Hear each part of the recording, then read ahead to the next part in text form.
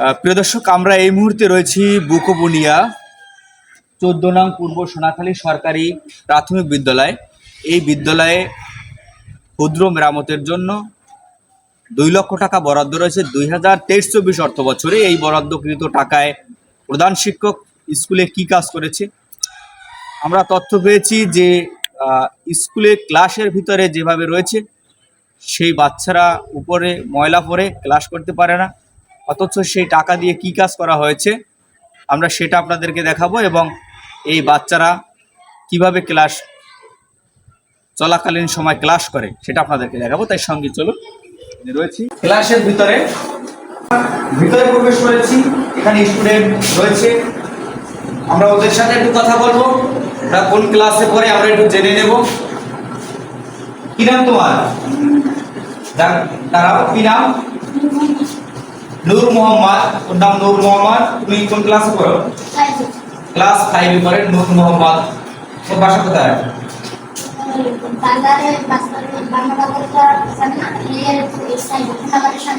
আচ্ছা, তোমাদের ক্লাসে তুমি কি দেখতে পাচ্ছ? দর্শক, আমি একটু শুরুতে দেখিয়ে নিচ্ছি, ছাদের দিকটা দেখিয়ে নিচ্ছি, আপনাদেরকে দেখানোর চেষ্টা করছি কিভাবে। দেখুন যে এদিকে দেখুন কি নোংরা, এই যে দেখতে পাচ্ছেন। সামনের দিকটা দেখিয়েছি এবং এখন ভিতরের দিকটা দেখানোর চেষ্টা করছি যে কি অবস্থা, ভিতরের পরিবেশটা কেমন।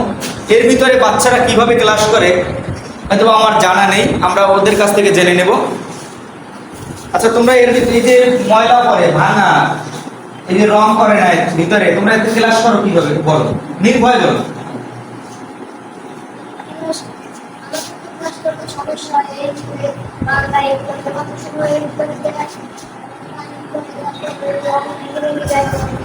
জি জি, বলো বলো।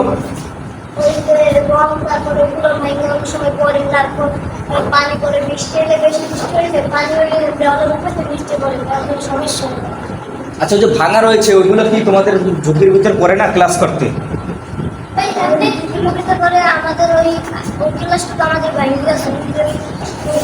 যে ক্লাসটা ক্লাস করছো এটা কেমন, আসলে তোমাকে ঝুঁকিতে ক্লাস করতেছো না? অনেক সময় হতে পারে আচ্ছা, তোমাদের ভিতরে তো ক্ষুদ্র মেরামতের কাজ হয় না, রং দেয় না ভিতরে, এই ছাদে রং দিয়েছে কিন্তু পানি যদি পড়ে না ছাদ বের করে, তার জন্য এই রংগুলো উঠে যায়। ভিতরে তো তোমাদের এই কাজ হয় না, হয়েছে? ভিতরে উপরে হয়েছে। জি। আচ্ছা আচ্ছা, তাহলে এখন তোমরা কি চাও, আসলে কি চাও বলো? এটা চাচ্ছ? আমরা একটু কথা বলি যে আরো স্টুডেন্ট রয়েছে, আসলে তোমার নাম কি?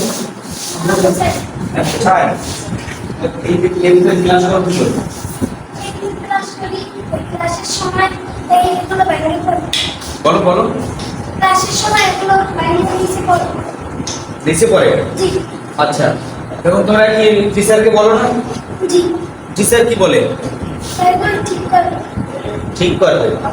ঠিক করে নাই? আচ্ছা, তোমাদের বারান্দা যেরকম সাজানো রয়েছে ক্লাসের মধ্যে তো সেভাবে নেই, আছে? হ্যাঁ। দর্শক, আশ্চর্য হয়ে যাবেন যে স্কুলের বারান্দা যেভাবে সাজানো হয়েছে পরিপাটি, কিন্তু ক্লাসের ভিতরে সেভাবে নেই। যেখানে বাচ্চারা বসে ক্লাস করছে অথচ সেই রুমটা অগোছালো রয়েছে, সেখানে পরিবেশ সুন্দর নেই।